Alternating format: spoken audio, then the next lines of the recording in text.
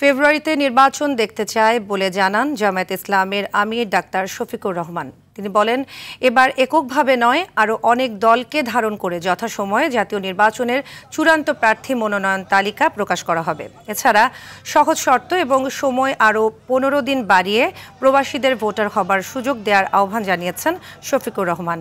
ভোরে 16 দিনের বিদেশ সফর শেষে হজরত শাহজালাল আন্তর্জাতিক বিমানবন্দরে নেমে এসব কথা বলেন তিনি।